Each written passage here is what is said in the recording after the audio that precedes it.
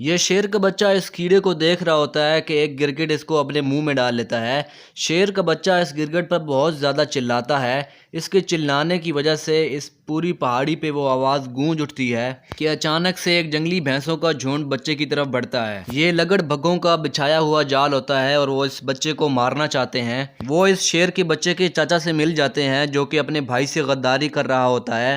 اس شیر کے بچے کا چاچا پوری گورو بھومی پہ اپنا قبضہ جمانا چاہتا ہے۔ وہ اپنے بھائی کو جا کر بتاتا ہے کہ اس کا بچہ ایک بھگدڑ میں پھنس چکا ہے۔ بچہ ان بھینسوں سے بچنے کے لیے ایک پیڑ کے تنے کے اوپر چڑھ جاتا ہے۔ بادشاہ کا خبری اس بچے کے پاس پہنچتا ہے اور اس کو بتاتا ہے کہ بادشاہ سلامت تمہیں بچانے کے لیے آ رہے ہیں۔ شیر اپنے بچے کی طرف دوڑتا ہے اور اس کو بچانے کے لیے وہاں پہنچ جاتا ہے، لیکن اس کا بھائی اوپر سے صرف نظارہ ہی دیکھ رہا ہوتا ہے۔ بھینسیں تعداد میں بہت زیادہ ہوتے ہیں لیکن شیر بچتے بچاتے ان کے پاس پہنچ جاتا ہے، لیکن ایک بھینسا اپنے سینگوں سے اس شیر کو گھسیٹ کر اپنے ساتھ لے جاتا ہے، لیکن یہ شیر بچ جاتا ہے اور اپنے بچے کو کسی اونچی چٹان پر رکھ دیتا ہے۔ بچہ چٹان پہ کھڑا اپنے باپ کو ڈھونڈنے لگتا ہے اور اس کا باپ پہاڑی پر چڑھنے پہ کامیاب ہو جاتا ہے۔ بادشاہ بالکل پہاڑی کے اوپر پہنچ جاتا ہے لیکن اس کا بھائی اس کی موت بن کر اس کے سامنے کھڑا ہوتا ہے۔ وہ اپنے بھائی سے اپنے آپ کو بچانے کے لیے کہتا ہے لیکن اس کا بھائی آگے سے کہتا ہے الوداع بادشاہ سلامت، اور اس کے پیروں میں اپنے پنجے گھسا دیتا ہے اور اس کو پہاڑی سے نیچے پھینک دیتا ہے۔ بچہ یہ نظارہ دیکھ کر چلا اٹھتا ہے اور اپنے باپ کو ڈھونڈنے لگتا ہے۔ وہ اپنے باپ کے پاس پہنچتا ہے اور کہتا ہے ابا جان اٹھیے، لیکن اس کا باپ اس دنیا سے جا چکا تھا،